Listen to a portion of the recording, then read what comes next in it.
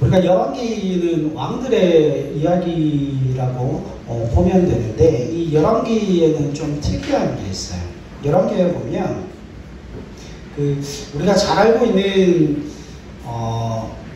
선지자들에 관한 이야기가 굉장히 많이 기록되어 있어요. 특별히 그 선지자에 대한 기록들 중에 엘리야 선지자에 관해서, 또 열왕기 하는 엘리사 선지자에 관해서 굉장히 중요하게 다루고, 또 지명도 굉장히 많이 할애하고 있다는 것을 우리가 알 수가 있죠.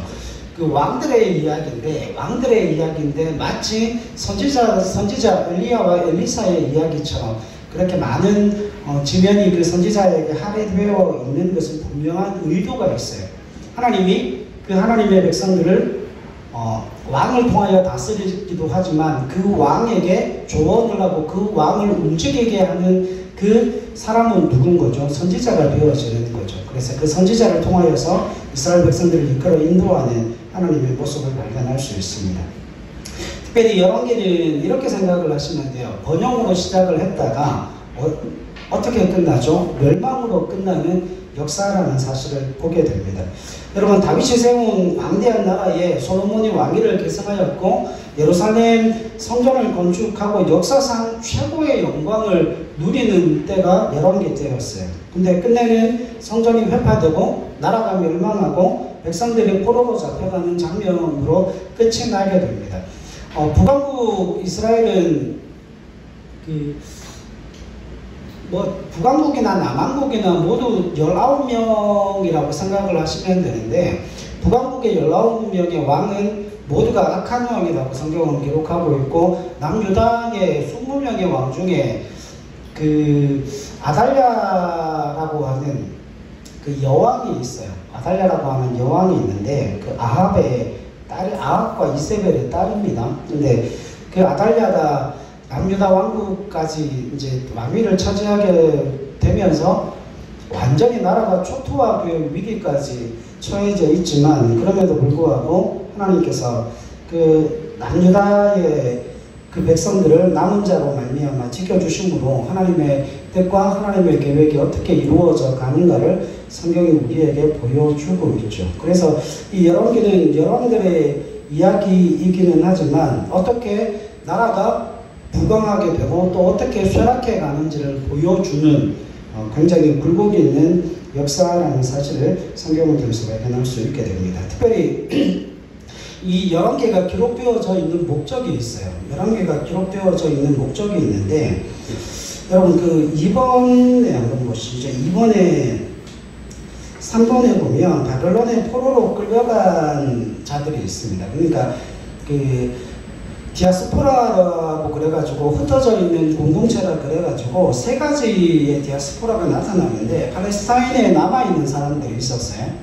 그러니까 아수르에 망하고 바벨론에 멸망하고 난 이후에 바벨론이 쳐들어와서 남유다가 멸망하고 난 이후에 그 팔레스타인에 남아있는 자들이 있었는데, 여기에 팔레스타인에 남아있는 자들은 다 병들거나 나이가 많거나 비천한 농부들만 주로 팔레스타인 지방에 남아있었고, 그 다음에 두 번째는 자발적으로 애굽 등의 외국으로 도피한 공동체가 있었어요. 그러니까 자발적으로 도망을 가는 거죠. 도망을 갔는데, 여기에 보면 믹돌, 다바네스, 놋과 바드로스라고 하는 지역으로 도망을 갔는데, 이게 어떤 의미에서 보면 역출애굽이죠. 애굽에서 탈출해 나왔는데 가나안 땅에 살 수가 없어서 또 어디로 도망가는 거예요? 애굽 땅으로 도망가게 되는 일들이 일어나고, 세 번째는 바벨론의 포로로 잡혀간 사람들이 나옵니다. 이게 나중에 이제 남유다 백성의 남은 자들이 되어지는데, 이 사람들이 가장 큰 고통을 당하기는 했지만 그럼에도 불구하고 그 바벨론 땅에서 하나님께서 이 남은 자들을 지켜주셔서 이들은 혼혈되어지지 아니하고 다시금 고토로 돌아와서 뭘 하게 됩니까? 이스라엘을 재건하게 되는 그와 같은 일들을 행하게 됩니다. 자, 그런데 이 열왕기를 살펴보면서 우리가 한 가지 굉장히 중요한 사실을 깨달아야 돼요. 그게 뭔가 하면, 여러분 3번에 나아본 한번 보세요.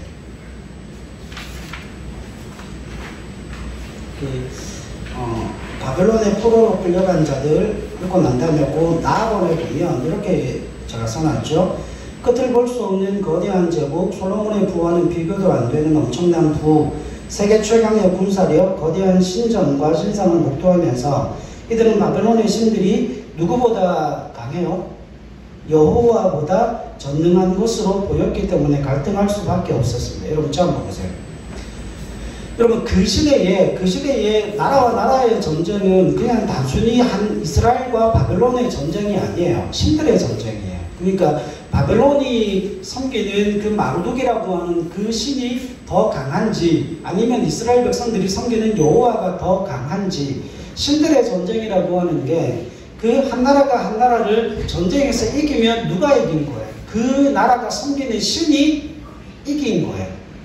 그러니까 이스라엘 백성들이 지금 이스라엘에서 어디로 잡혀갑니까? 예루살렘에서 바벨론으로 포로로 잡혀가서 그 휘황찬란한 뭘 봐요? 느부갓네살이 사막에다가 지어놓은 그 나라를 보니까 거대한 제국을 보니까 그 당시에 이스라엘 백성들에게 있어 가장 부를 누렸던 다윗이나 솔로몬과는 비교도 할 수도 없는 엄청난 부를 가지고 있고 세계 최강의 군사력을 가지고 있는 그리고 그들이 섬기고 있는 그 마르둑이 결국 누구를 이긴 것처럼 보여지는 거예요. 전능하신 여호와를 이긴 것처럼 보여지는 거예요. 그러면 거기에 바벨론의 포로로 잡혀가 있는 사람들에게 의문이 생기겠죠. 우리 이스라엘은 하나님의 선민인데 우리는 왜 망했는가? 우리는 왜 여기에 포로로 잡혀와 있는가? 그리고 또 한 가지, 과연 우리가 믿는 하나님이 저들이 믿는 바벨론의 신 마르둑보다 훨씬 더 전능한 하나님이 맞기는 한가? 그리고 마지막 한 가지가 있죠.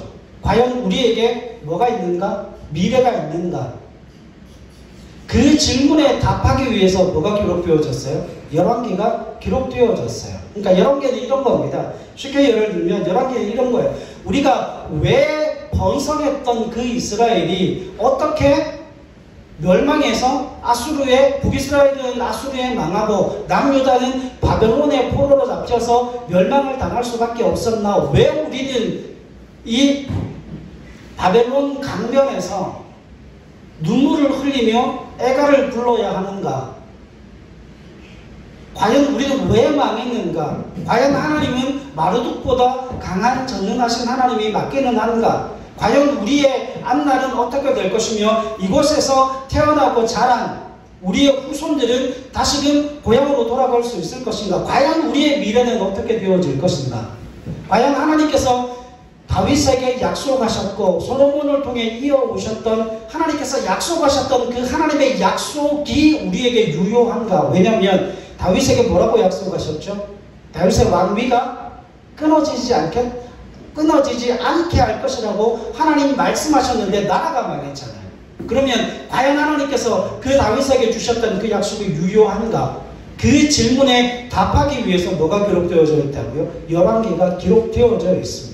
그러니까 열왕기를 그런 관점에서 봐야 돼요. 그래서 열왕기가 어떻게 이루어지는가 하면 사울부터 시작해서 통일왕국 시대의 세 왕이 나오죠. 사울, 그 다음에 다윗, 솔로몬이 죽고 난 이후에 북이스라엘의 여로보암과 남유다의 르호보암으로 나라가 나누게 되어지죠. 그런데 여러분 사울보다 다윗 때가 훨씬 더 강성했죠. 다윗 때보다 솔로몬 때가 훨씬 더 큰 부와 영광과 명예를 누렸어요. 그런데 나라가 두동강이 난 이후로부터 시작해서 쇠퇴하기 시작하는데 BC 주전 722년에 북이스라엘이 아수르라는 나라의 멸망을 당하고 주전 586년에 남유다조차도 바벨론의 포로로 잡혀감을 통하여서 결국 북이스라엘도 망하고 남유다도 멸망하게 되는 일이 일어납니다. 그와 같은 상황 속에서 이스라엘 백성들이 가지는 그 질문에 대한 응답으로 오늘 이 열왕기가 기록되어져 있다라고 하는 겁니다. 그래서 그런 사전적인 지식을 보시고 여기 제가 전체를 다 써놨거든요. 사전적인 지식을 보시고 같이 성경을 살펴보면 좋겠습니다. 자, 그 열왕기는 그 세 개의 구조로 보면 됩니다. 솔로몬의 통치가 열왕기상 1장 1절부터 11장 43절까지가 있고, 두 번째는 이제 북왕국의 멸망까지의 분열 왕국에 관한 이야기가 나오는데, 열왕기상 12장 1절부터 열왕기 하 17장 41절까지 이제 북왕 이스라엘의 멸망에 관한 이야기가 나오고, 그 다음에 다음번에 보면 유다 왕국이 히스기야부터 바벨론 포로까지가 나옵니다. 그렇게 세 구조로 나뉘어질 수 있습니다. 그래서 제가 몇 구절을 통하여서 성경을 잠시 살펴보겠습니다. 열왕기상 3장 7절로 9절 말씀을 보시죠. 열왕기상 3장 7절로 9절. 자, 솔로몬이 하나님께 지혜를 구하는 장면이죠. 솔로몬이 왕위를 이어받고 난 이후에 하나님께 지혜를 구하는 장면인데, 7절부터 9절 읽습니다. 시작. 나의 하나님 여호와여, 주께서 종으로 종의 아버지 다윗을 대신하여 왕이 되게 하셨사오나 종은 작은 아이라 출입할 줄을 알지 못하고 주께서 택하신 백성 가운데 있나이다. 그들은 큰 백성이라 수요가 많아서 셀 수도 없고 기록할 수도 없사오니 누가 주의 이 많은 백성을 재판할 수 있사오리이까? 듣는 마음을 종에게 주사 주의 백성을 재판하여 선악을 분별하게 하옵소서. 아멘. 여기에 보면 솔로몬이 아버지 다윗으로부터 왕위를 이어받고 난 다음에 하나님 앞에 기도하는 장면이죠. 그런데 여기에 여러분 지혜가 무엇인지에 관해서 나옵니다. 9절 말씀 보세요. 누가 주의 이 많은 백성을 재판할 수 있사오리이까? 그러니까 재판할 수 있는 지혜를 달라고 그러는데, 그 지혜가 무엇인가 하면 듣는 마음을 종에게 달라는 거예요. 그러니까 듣는 마음이 뭐죠? 그게 지혜라는 거예요. 듣는 마음이 지혜라고 말씀하고 있는데, 여러분 신명기 6장에 보면 들으라 이스라엘아 하는 말이 있죠. 들으라 이스라엘아. 그러니까 하나님의 말씀을 듣는다는 거예요. 그리고 사무엘서에 보면 사무엘이 무슨 뜻이죠?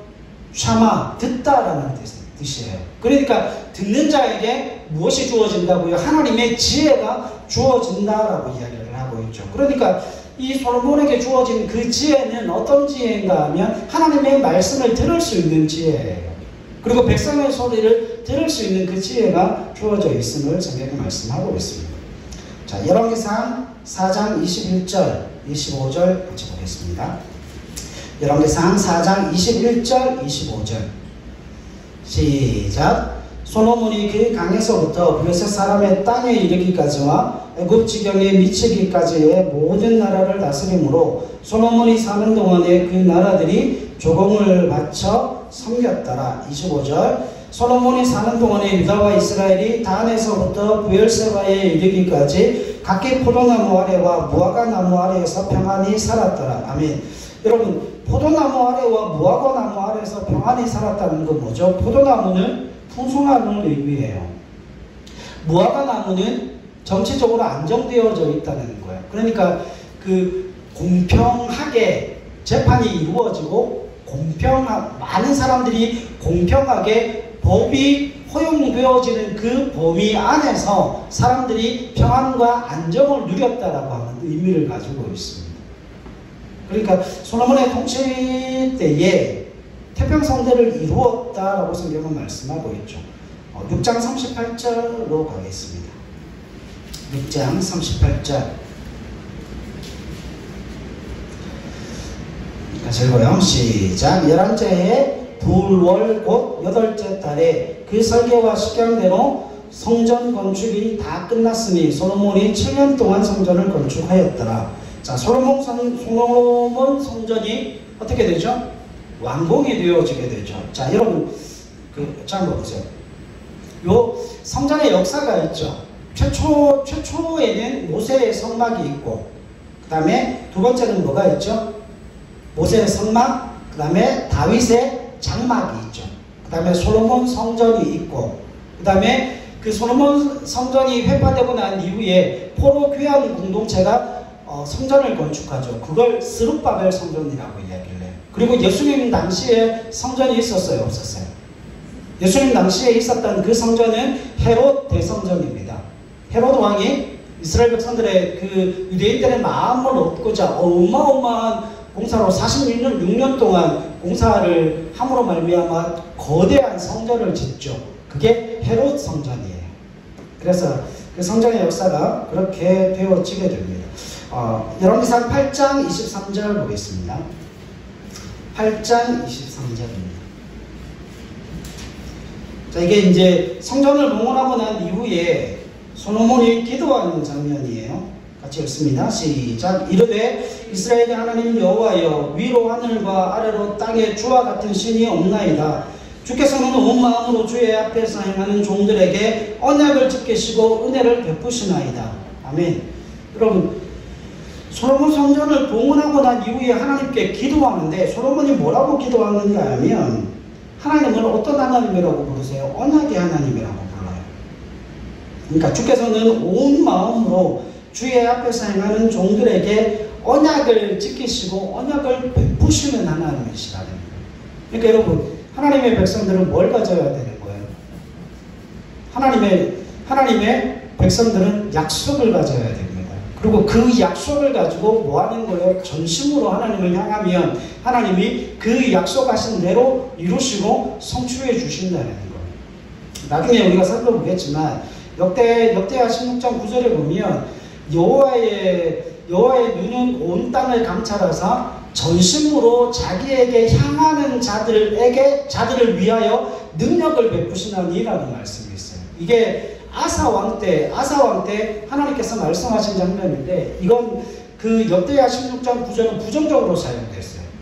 그 뒤에 보면 다른 말이 있어요. 왜냐하면 아사 왕이 처음에는 하나님에 대한 말씀을 지키다가 후에는 그 하나님의 말씀의 법도를 떠나게 됩니다. 그래서 하나님의 말씀을 순종하여 지킬 때는 하나님의 이적과 기적과 하나님의 생명의 역사를 경험하게 되는데, 그 하나님의 말씀을 따르고 난 이후에는 뭐를 받게 되죠?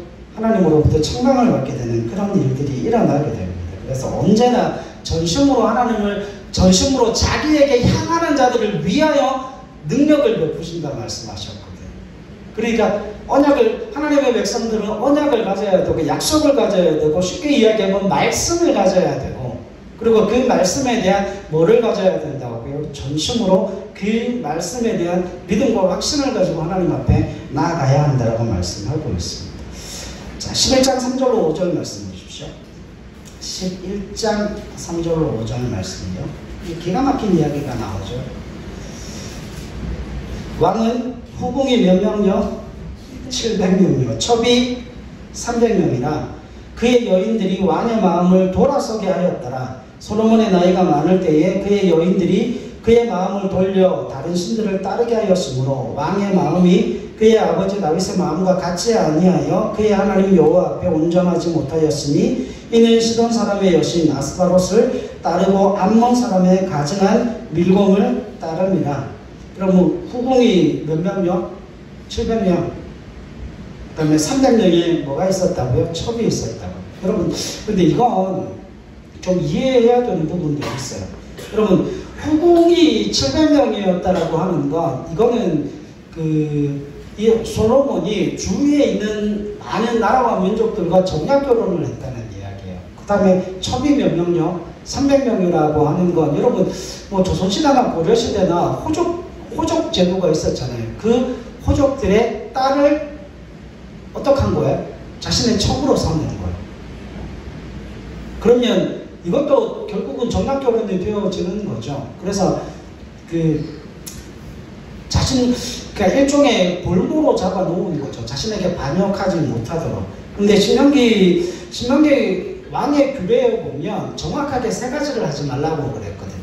첫 번째는 은금을 많이 두지 말고, 그러니까 자신의 재력을 자랑하지 말고, 두 번째는 아내를 많이 두지 말고, 세 번째는 뭐 하지 말고 말을 많이 두지 말라. 그러니까 군사력이고 아내는 정력이고. 그런데 솔로몬이 정확하게 이 3가지를 다 안 지켰어요. 그래서 결국은 성경이 뭐라고 그러죠? 이 여인들이 왕의 마음을 돌이켜 하나님께로부터 돌아서게 만들었다라고 이야기를 하는 거예요. 세계를 움직이는 건 남자지만 남자를 움직이는 건 여자예요. 그죠? 자, 그 다음에 이제 북방왕국 멸망에 관한 이야기가 나오는데, 열왕기상 12장 1절부터 시작해서 17장, 열왕기 하 17장 41절까지입니다. 15장 11절과 14절을 같이 보겠습니다. 열왕기상 15장 11절, 그 다음에 14절. 네, 같이 읽죠. 시작. 아사가 그의 조상 다윗같이 여호와 보시기에 정직하게 행하여, 그 다음에 15절. 그가 그의 아버지가 성별한 것과 자기가 성별한 것을 여호와의 성전에 받들어 드렸으니 곧 은과 금과 그릇 드리더라. 아멘. 자, 여러분 여기에 보면 14절요. 15장 14절 다시 읽죠. 시작. 다만 산당은 없애지 아니하니라. 그러나 아사의 마음이 일평생 여호와 앞에 온전하였으며. 자, 여러분 왕이 선하다 선하지 않다 그걸 어떻게 판단하죠? 그 기준이 뭡니까? 세워진 왕이 선한 왕이다 악한 왕이다 그걸 어떻게 판단합니까? 그 판단 기준이 그거예요. 여호와 보시기에 여호와 앞에, 그러니까 코람데오예요. 하나님 앞에서 그가 어떤 사람인가, 하나님 앞에서 그가 어떤 인간인가, 기준이 그거라는 거예요. 그러니까 이 아사왕이 남유다의 세 번째 왕인데, 남유다의 세 번째 왕인데 11절에 보세요. 아사가 그의 조상 다윗같이 여호와 보시기에 정직하게 행하였다. 그러니까 여호와 보시기에 정직한 왕이었다는 거예요. 그럼 아사는 선한 왕, 악한 왕? 선한 왕이죠. 14절에 그가 상당은 없애지 아니하였지만 그러나 아사의 마음이 일평생 누구 앞에 온전하였어? 여호와 앞에. 그러니까 선하고 악함의 기준이 우리에게 있는 게 아니에요. 여러분 우리가 다원주의 시대를 살아가기 때문에 다원주의에 있어서 가장 중요한 게 뭡니까? 내 생각이 곧 우주의 법칙이라는 거죠.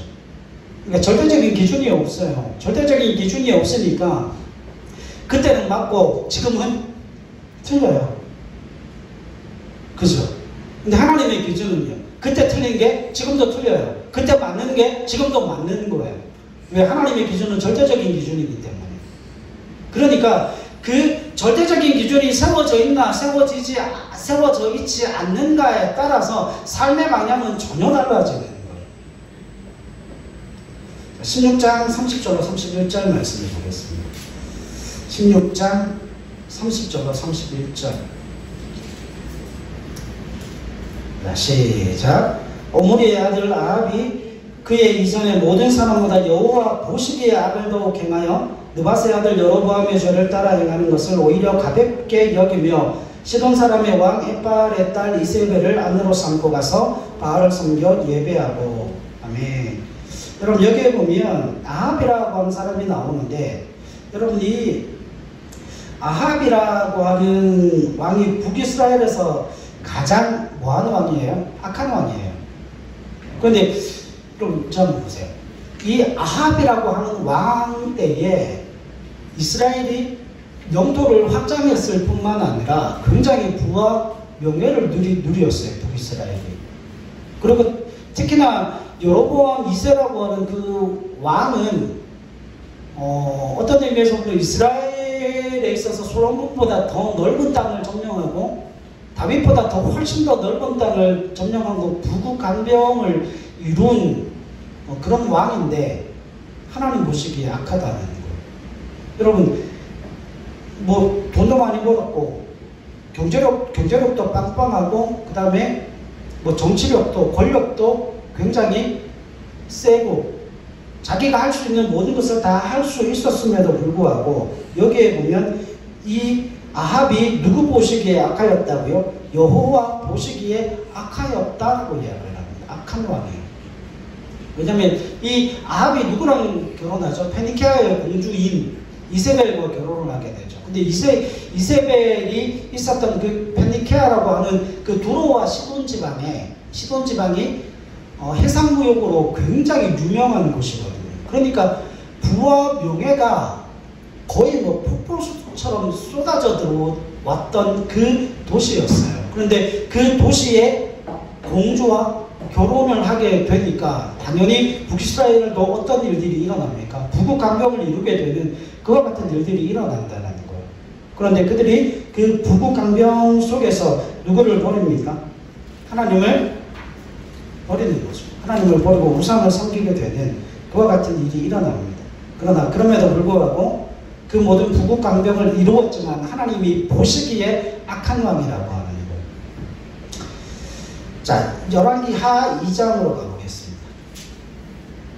그 17장부터 시작해서 이제 엘리야에 관한 이야기가 나타나고, 열왕기하 2장에는 이제 엘리사에 관한 이야기가 나오는데, 여러분 성경에 엘리야와 엘리사는 굉장히 중요한 인물이에요. 예수님을 예표하는 인물이기도 하지만 최초의 기록 선지자예요.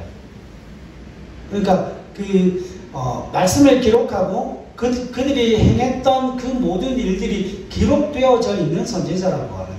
그래서 최초의 기록 선지자이기 때문에 굉장히 중요한 의미를 가지게 됩니다. 자, 2장 11절 같이 읽죠. 시작. 두 사람이 길을 가며 말하더니 불수레와 불말들이 두 사람을 갈라놓고 엘리야가 회오리 바람으로 하늘로 올라가더라. 아멘. 여러분, 구약에서 죽음을 보지 않고 승천한 두 사람이 있죠. 첫 번째는 에녹, 두 번째는 엘리야. 근데 여러분, 그 창세기 5장에 나오는 그 에녹이라는 사람은 처음부터 믿음을 가지고 있었던 사람은 아닌 것 같아요. 유다서에 보니까 에녹이 무두셀라를 낳고 몇 년 동안 300년 동안 하나님과 동행했다 그랬거든요. 그러니까 365세에 그가 그 당시로 보면 요절을 한 거죠. 죽음을 보지 않고 하나님께서 데려감을 당했다고 그랬는데, 그 에녹이라는 사람이 무두셀라를 낳고 난 다음에 하나님으로부터 말씀을 들었던 것 같아요. 그 무두셀라의 이름이 뭔 줄 아십니까? 이름의 뜻이 이 아이가 죽으면 심판이 온다는 거예요. 이 아이가 죽을 때 심판이 임한다는 거거든요. 그러니까 이 무두셀라의 이름의 뜻이 창 던지는 자예요. 그 창을 던져서 그 창이 탁 꽂히면 어떻게 되는 거예요? 심판이 온다는 거예요. 근데 무두셀라가 몇 년을 살아요? 성경에서 가장 오래 삽니다. 969년을 삽니다. 거의 1000년을 살아요. 그러면 하나님께서 에녹에게 그 아이가 태어나서 그 아이의 이름을, 이 아이가 죽으면 뭐가 와요? 심판이 임한다라고 하는 그 뜻의 이름을 이 무두셀라에게 주고 난 이후에, 여러분 이 아이가 태어나서 언제 죽을지 어떻게 알아요? 언제 죽을지 어떻게 알아요? 오늘 죽을지 내일 죽을지 알 수가 없어요. 여러분 그 당시에 아이가 태어나고 난 이후에, 아이가 태어나서 그 아이가 잘 자란다는 보장이 있습니까? 보장이 없죠. 아이가 언제 죽을지도 몰라요. 그런데 그 아이가 언제 죽을 줄 모르는데 그 아이가 태어나서 그와 같은 이름을 짓고 난 다음에 이 사람이 회심을 한 거죠. 그리고 난 다음에 아이를 낳고 300년 동안 뭐 하는 거예요? 이 아이가 언제 죽을까를 노심초사하면서 하나님의 말씀을 전하면서 그렇게 믿음을 가지고 살았다는 거죠. 그러니까 유다서에 보면 그렇게 나오는 것 같아요. 그러니까 하나님이 왜 노아홍수를 통하여서 이 땅을 그렇게 멸절시킬 수가 있나? 하나님은 왜 그렇게 잔인하신가? 천만의 말씀이에요. 하나님께서 그 무두셀라를 이 땅에 태어나게 하시고 난 이후에 몇 년을 심판을 누이해 하신 거예요? 1000년의 시간을 주신 거예요. 1000년 동안의 시간을 하나님 기다려 주신 거예요. 근데 그 1000년 동안의 기간 동안 사람들이 돌이켜요? 돌이키지 않아요? 돌이키지 않아서 심판이 오게 된 겁니다. 자, 그리고 여기에 엘리야가 회오리 바람으로 하늘로 승천할 때 엘리사가 뭐라 그래요? 자신에게 갑절의 영감을 달라고 그러죠. 여러분, 엘리사가 왜 갑절의 영감을 달라고 그랬을까요? 이유는 분명해요. 여러분, 엘리야에게 제자들이 많았어요. 제자들이 많았는데 그 당시의 풍습으로 보면, 여러분, 그 자녀들에게 유산을 줄 때에 장자에게는 반드시 2몫을 줬어요. 곱으로 줬단 말이에요. 2배로 줬단 말이에요. 그러니까 이 엘리사가 그 회개바람으로 승천하는 엘리야를 보면서 내 아버지여 내게 갑절의 영감을 주십시오라고 이야기할 수 있었던 가장 중요한 이유는 그 많은 선지자의 성도들 중에 자기가 어떤 사람? 수제자. 그러니까 그 엘리야의 제자로서의 정통성을 가진 그 제자로 삼아달라는 거예요. 그게 이루어져요, 안 이루어져요? 그게 이루어집니다. 그래서 수제자로서의 정통성을 가지게 되는 일들이 일어나죠. 열왕기하 6장 16절 17절로 가겠습니다. 열왕기하 6장 16절 17절 같이 읽습니다. 시작. 대답하되 두려워하지 말라. 우리와 함께한 자가 그들과 함께한 자보다 많으니라 하고 기도하여 이르되 여호와여 원하건대 그의 눈을 열어서 보게 하옵소서 하니 여호와께서 그 청년의 눈을 여심해 그가 보니 불말과 불병거가 산에 가득하여 엘리사를 둘렀더라. 아멘. 여러분, 아람 군대가 그 이스라엘을 쳐들어온 거예요.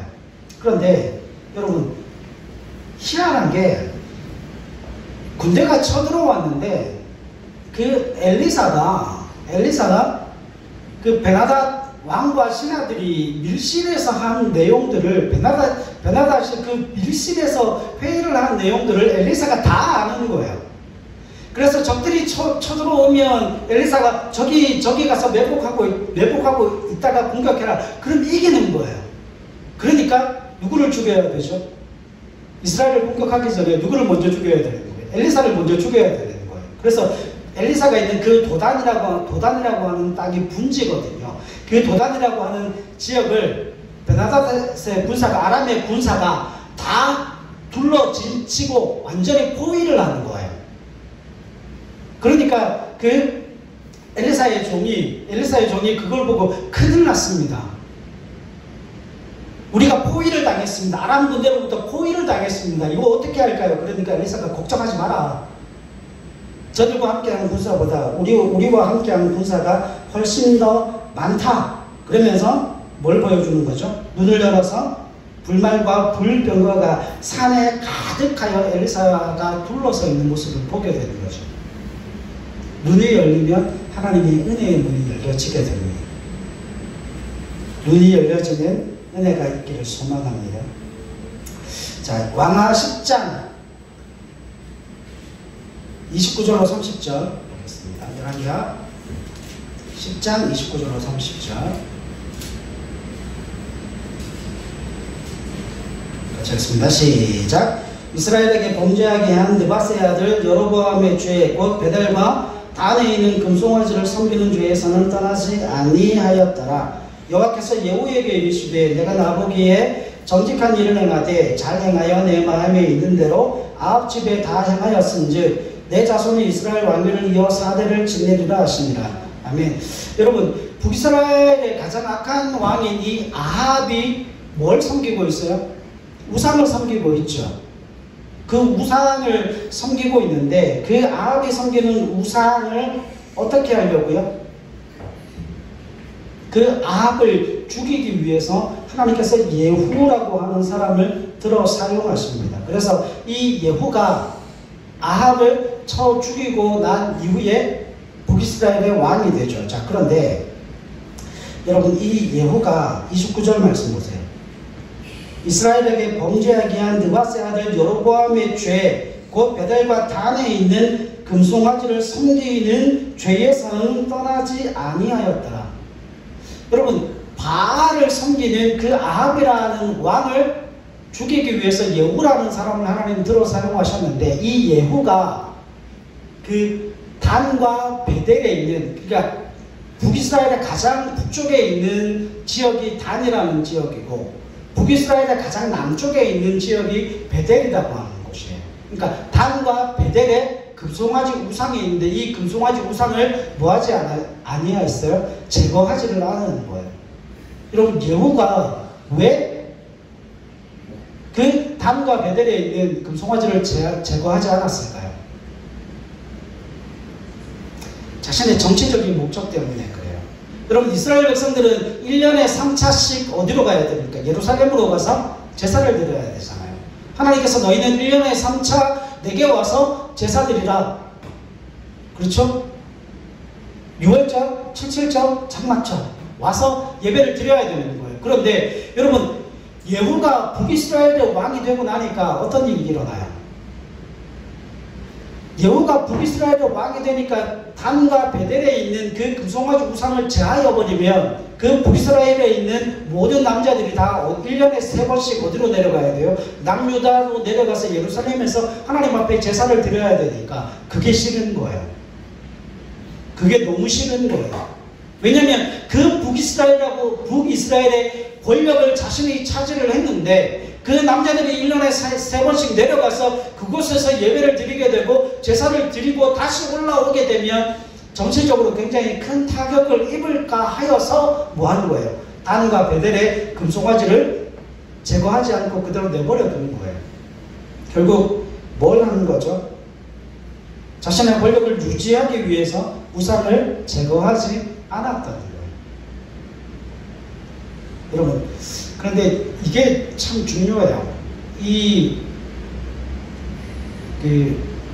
예후가 단과 베델에 있는 그 금송아지 우상을 제거하지 않고 그 북이스라엘에 있는 사람들에게 뭐라고 이야기를 하는가 하면 이 금송아지가 너희를 애굽 땅 종되었던 곳에서 이끌어낸 하나님이다라고 이야기를 하는 거예요. 그러니까 그 금송아지가 누구예요? 하나님인 거예요. 그러니까 혼합 종교를 만들어 버리는 거죠. 놀라운 일들이 일어납니다. 그러니까 거기에 가보지 않으면 몰라요. 여러분, 자신이 권력이 없고 자신이 힘이 없으면 권력 있는 사람들을 욕하지만 정작 그런 사람들이 권력을 가지게 되면 어떻게 될지 아무도 모르는 게 사람의 모습인 거예요. 14장 25절로 가겠습니다.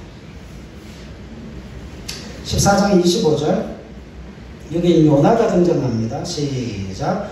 이스라엘 하나님 여호와께서 그의 종 가데벨 아밋떼의 아들 선지자 요나를 통하여 하신 말씀과 같이 여로보암이 이스라엘 영토를 회복하되 하맛 어귀에서부터 아라바 바다까지 하였으니. 아멘. 그리고 하맛은 북쪽에 있고 아라바 바다는 여매를 이야기합니다. 그런데 여기에 보면 여호와께서 아밋떼의 아들 선지자 요나를 통하여서 말씀하신과 같이 여로보암이 이스라엘 영토를 회복하되, 이게 여로보암이 나오는데 여로보암 2세입니다. 여로보암 2세인데 굉장히 넓은 땅을 다시금 회복을 해요. 다시금 회복하고 그때 당시에 상당한 부를 가지고 있었던 사람이죠. 그런데 그런 부국강병을 이루어서 정치적으로도 안정이 되고 경제적으로도 풍성함을 누리고 있던 그때에 나라는 더 악해져 가는 거예요. 자, 그런데 그 요나서에 보면 뭐 여러 가지 이야기가 나와요. 여러 가지 이야기가 나오는데, 여러분, 요나가 순종했다라고 하는 그 말씀은 성경에 한 절 나와요. 14장 25절요. 그런데 하나님 앞에 불순종한 이야기는 몇 장에 나와요? 4장에 나와요. 순종한 건 1절, 불순종한 건 4장. 여러분, 나중에 제가 요나서를 한번 설교를 하겠지만 요나가 그럴 수밖에 없었던 이유가 있어요. 여러분, 결국은 북이스라엘이 기원전 722년에 아수르에게 멸망을 당합니다.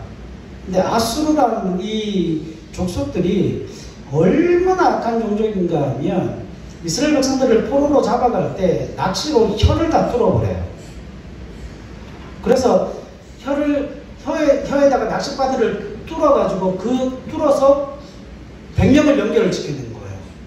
그러면 가다가 과다출혈이 돼서 많은 사람들이 죽겠죠. 그렇게 사람들을 끌고 가고, 요즘 하마스 이야기하죠. 하마스가 폭력이라는 뜻입니다. 히브리어로 폭력이라는 뜻이에요. 근데 그 하마스보다 훨씬 더 잔인한 족속이 이 아수르 족속이었어요. 그런데 그 아수르의 수도인 니느웨에 가서 복음을 전하라고 하니까 철천지 원수보다 더한 족속들에게 가서 복음을 전하라고 하니까 요나가 싫다고 하는 거예요. 근데 여러분 요나서 1장에 보면 요나가 4장 1절에 보면 요나가 거기에 왜 싫다고 했는지가 분명히 나와요. 하나님, 내가 가서 회개를 선포해서 정말 저 인간들이 회개하면 하나님 용서해 버리실 것 아닙니까? 저 사람들은 회개하지 않아서 멸망당하고 멸절을 당해야 되는데 회개함으로 구원받으면 도대체 내가 선포한 복음은 뭡니까? 나는 그런 일 하기 싫습니다.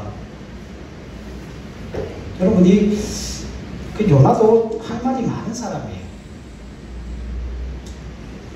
자, 그런 한평생 나라를 위해서 열심히 헌신하였던 선지자라고 기록을 합니다. 왕하 17장 6절로 가보시죠. 17장 6절.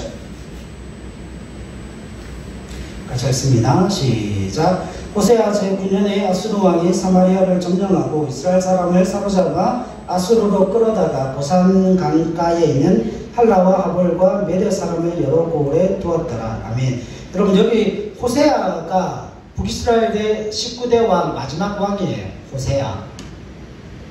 그래서 아수르 사람이 그 이스라엘 사람들을 끌어가죠. 할라와 하볼 메대 사람의 땅으로 끌어갑니다. 그리고 아수르가 점령한 지역에 있던 사람들을 사마리아 이스라엘로 옮겨서 그 사마리아 땅을 혼혈시켜 버립니다. 그래서 남유다 백성들이 북이스라엘의 사마리아 사람들을 못 취급하는 거예요. 혼혈 피가 섞였다라고 해서 그들과 상종도 하지 않는 일들이 일어나게 되는 거죠. 자, 이제는 유다 왕국에 대한 멸망이 나타나는데요. 왕하 18장 1절부터 시작해서 25장 30절까지 나오는데 열왕기하 19장 15절 16절로 가보죠.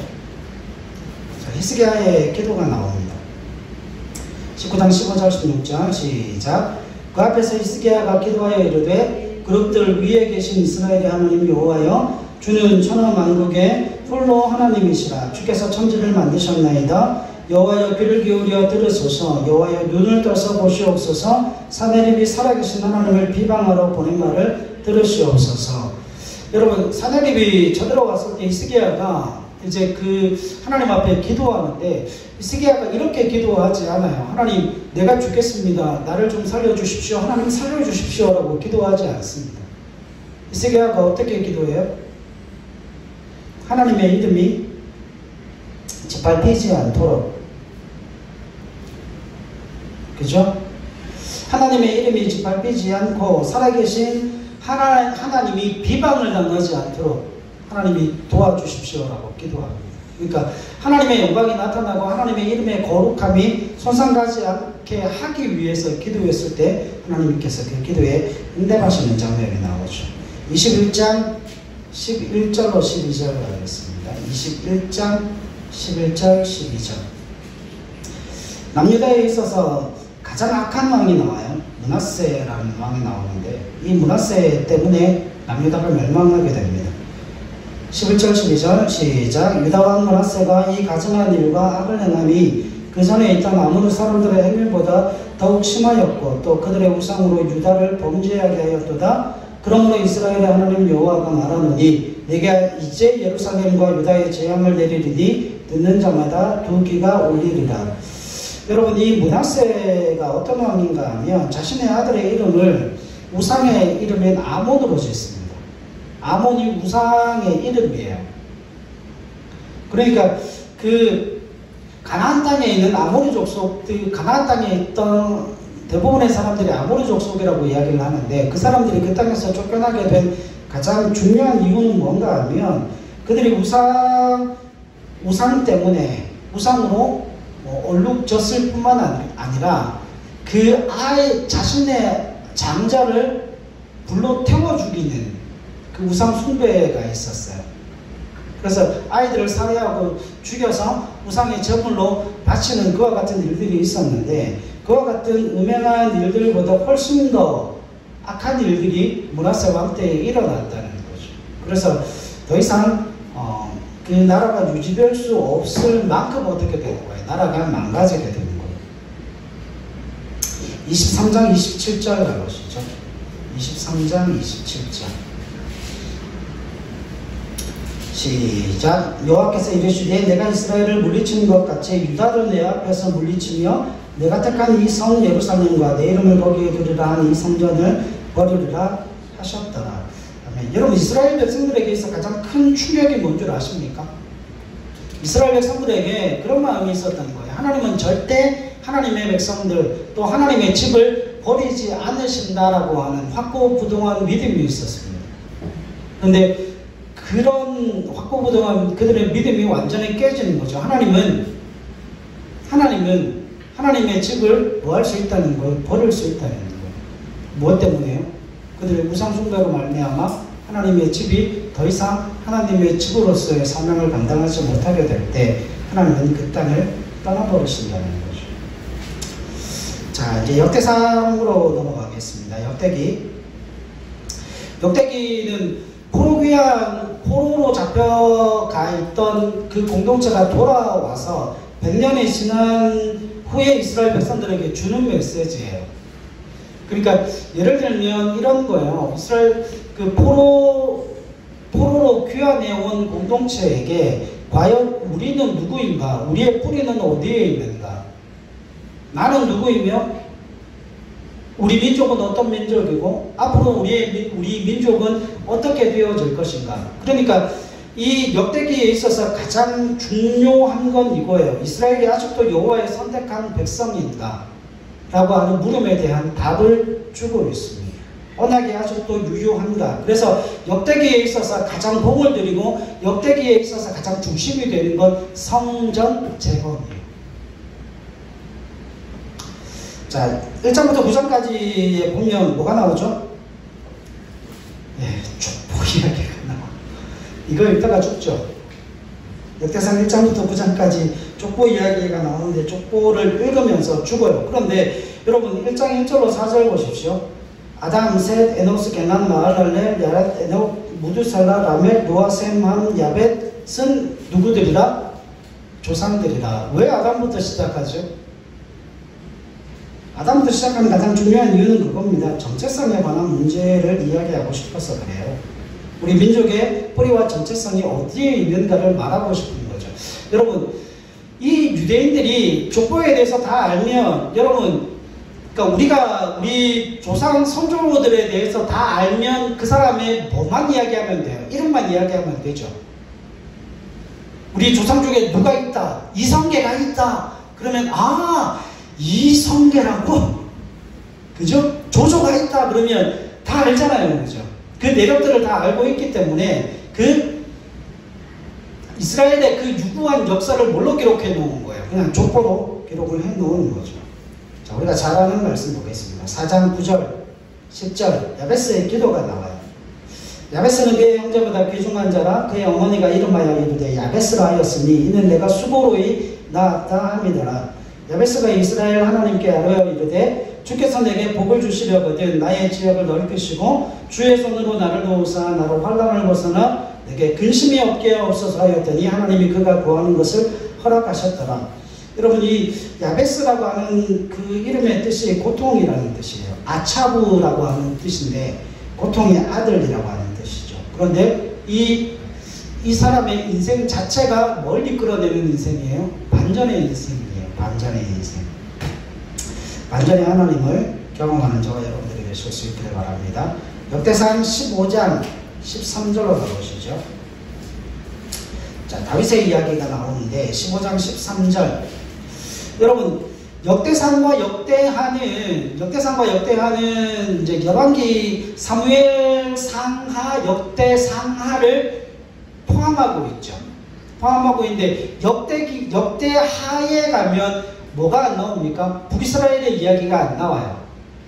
멸망한 북이스라엘의 이야기가 나오지 않고 남유다로 말미암아 이어지는 하나님의 그 은혜의 역사가 어떻게 이루어지고 있는지를 성경이 보여줍니다. 15장 13절 같이 읽죠. 시작. 전에는 너희가 매지 아니하였으므로 우리 하나님 여호와께서 우리를 찢으셨으니 이는 우리가 규례대로 그에게 구하지 아니하였음이라 하니. 아멘. 여러분, 언약궤를 옮기는 장면이 사무엘하 6장과 7장에 나오죠. 자, 그 언약궤를 옮기는 장면 가운데에 그때는 이제 처음 첫 번째 옮길 때는 언약궤를 외지에 안아서 수레를 만들어서 뭐가 나옵니까? 우사가 죽임을 당하게 되는 일들이 일어나죠. 그런데 사무엘에는 나오지 않는 부분이 역대상에는 기록되어져 있습니다. 이제 두 번째 옮길 때는 어떻게 옮겨요? 메고 옮겼다는 이야기가 나오죠. 자, 역대상 22장 5절 보겠습니다. 역대상 22장 5절. 예, 다 돼갑니다. 시작. 다윗이 이르되 내 아들 솔로몬은 어리고 미숙하고 여호와를 위하여 건축할 성전은 극히 웅장하여 만국의 명성과 영광이 있게 하여야 할지라. 그러므로 내가 이제 그것을 위하여 준비하리라고 다윗이 죽기 전에 많이 준비하였더라. 그러니까 솔로몬 성전을 만드는 그 모든 성전의 재료를 누가 준비하는 거야? 다윗이 준비하는 거예요. 자, 8절로 9절 말씀 보십시오. 시작. 여호와의 말씀이 내게 임하여 이르시되 너는 피를 심히 많이 흘렸고 크게 전쟁하였느니라. 내가 내 앞에서 땅에 피를 많이 흘렸은즉 내 이름을 위하여 성전을 건축하지 못하리라. 보라, 한 아들이 내게서 나리니 그는 온순한 사람이라. 내가 그로 주변 모든 대적에게서 평온을 얻게 하리라. 그의 이름을 솔로몬이라 하리니 이는 내가 그의 성전의 평안과 안일함을 이스라엘에게 줄 것입니다. 여러분, 다윗이 성전을 건축하지 못한 이유가 뭐예요? 손에 피를 많이 묻혔죠. 왜 그 피를 손에 많이 묻힌 게 다윗으로 하여금 성전을 건축하지 못하게 하는 거죠? 피는 뭐예요? 생명이잖아요. 그러니까 다윗의 손에 피를 묻혔고 피를 흘렸다는 이야기는 생명을 잃어버렸다는 거죠. 자, 그러면 성전은 어떤 곳이에요? 생명을 얻는 곳이에요. 성전은 평안을 얻는 곳이에요. 그러니까 생명을 잃게 만든 사람으로 말미암아 생명을 얻게 되어지는 그 성전을 지을 수가 없는 거예요. 그러니까 그 아들 솔로몬이 평화의 사람이 평화의 왕으로 평화의 성읍을 뭐 하는 거예요? 평화의 성전을 건축하게 되어지는 거죠. 그러니까 솔로몬의 그 이름의 뜻이 뭐로 온 거죠? 샬롬이잖아요. 샬롬, 평안. 그래서 솔로몬이 그 여호와의 성전을 짓게 되어집니다. 28장 9절로 가겠습니다. 28장 9절. 자, 시작. 내 아들 솔로몬아, 너는 내 아버지의 하나님을 알고 온전한 마음과 기쁜 뜻으로 섬길지어다. 여호와께서는 모든 마음을 감찰하사 모든 의도를 아시나니 내가 만일 그를 찾으면 만날 것이요 만일 내가 그를 버리면 그가 너를 영원히 버리시리라. 결국 뭐 하라는 거예요? 여호와만 섬기라는 겁니다. 자, 그리고 역대하 1장부터 9장에 가면 이제 솔로몬의 통치에 대해서 나오는데 여기 한 구절만 보겠습니다. 1장 3절 보시죠. 1장 3절 시작. 솔로몬이 온 회중과 함께 기브온 산당으로 갔으니 하나님의 회막 곧 여호와의 종 모세가 광야에서 지은 것이 거기에 있습니다. 아멘. 여러분, 솔로몬이 기브온 산당에서 1천 번제를 드릴 때에 솔로몬이 개인적으로 올라간 게 아니에요. 솔로몬은 혼자 올라간 게 아니고 어떻게 올라갔다고요? 솔로몬과 온 회중이 함께 올라갔어요. 그러니까 온 나라가 그곳에서 뭐 한 거예요? 하나님 앞에 제사하고 예배 드렸다는 거예요. 몇 번? 번제를 몇 번 드렸어요? 1천 번제를 함께 드린 겁니다.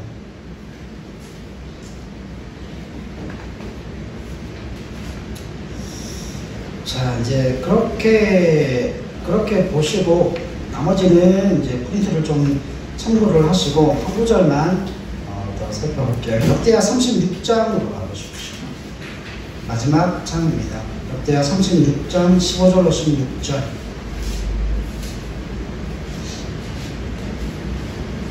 역대하 36장 15절로 16절 같이 읽습니다. 시작. 그 조상들의 하나님 여호와께서 그의 백성과 그 거하시는 곳을 아끼사 부지런히 그의 사신들을 그 백성에게 보내어 이르셨으나 그의 백성이 하나님의 사신들을 비웃고 그의 말씀을 멸시하며 그의 선지자를 욕하여 여호와의 진노를 그의 백성에게 미치게 하여 회복할 수 없게 하였으므로 아수르에게 공격을 당하고 갈대아에게 나라가 먹히게 되는 일들이 일어났다는 거예요. 자, 여러분 적으세요. 그러면 지금 열왕기하고 역대기가 이야기하고 있는 게 뭔가 하면 우리는 어떻게 그렇게 부국강병을 이룬 나라가 어떻게 그렇게 처참하게 아수르의 멸망을 당하고 바벨론의 포로로 잡혀갈 수 있는가? 그죠? 그래서 그 바벨론의 포로로 잡혀간 자들이 지금 묻고 있잖아요. 우리가 왜 이런 처지를 당하게 되고 이런 고통의 순간을 맞이하게 되었는가? 그래서 열왕기가 기록되어서 온 과정 가운데 그 바벨론 물가에서 슬픔의 노래를 부르면서 이스라엘 백성들이 고백하는 바가 그겁니다. 하나님께서 우리를 회복시켜 주실 것이고 다시금 그 바벨론 땅에 복수할 기회를 하나님이 허락하실 거다. 그런데 그때가 언제일지는 모르겠지만 하나님이 결코 우리를 버리지 아니하셨다. 그죠? 그리고 이제 포로 귀환 공동체가 포로로 귀환해온 공동체에게 있어서 가장 중요한 건 뭘까요? 우리가 다시금 그와 같은 일을 당하지 않으려면 어떻게 해야 될 것인가? 다시금 성전 공동체로. 이 성전 공동체라고 하는 건 여호와를 왕으로 섬기는 하나님의 백성으로 다시금 돌아가면 되어진다는 거예요. 회개하고 돌이키면 되어진다라고 하는 거죠. 그러니까 지금 역대기에서 보여주고 있는 바가 하나님의 선지자들이 계속 그들에게 보내졌고 하나님께서 계속해서 그들을 돌이키고자 말씀하셨지만 그들이 그 말씀을 듣지 않음으로 말미암아 그와 같은 바벨론 70년이라고 하는 고통의 세월을 보내었다. 이제는 너희가 뭐하라는 거예요? 그 여호와의 말씀을 지키고 따르고 순종함을 통하여 다시는 그 어떤 나라도 그 어떤 나라와 민족과 열방 가운데 종이나 노예로서 살지 말라는 거죠. 그런데 그렇게 살지 않을 수 있는 유일한 비결은 우리가 다시금 성전 공동체로 돌아감을 통하여서 여호와를 나의 왕으로 그 하나님의 백성으로 이 땅 가운데 존재하는 길 외에는 없다는 거예요. 우리는 하나님이 도우시고 하나님이 붙드시고 그 하나님으로 말미암아 우리의 정체성을 지켜나가는 나라와 민족이라는 그 사실을 잊지 말라는 거죠. 그게 열왕기와 역대기의 결론이라고 합니다.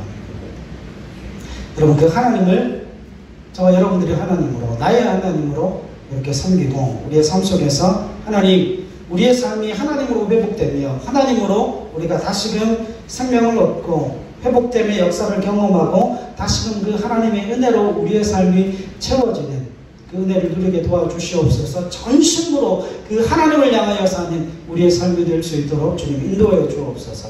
이 시간 한번 기도하며 주님 앞에 나아가겠습니다. 기도합니다.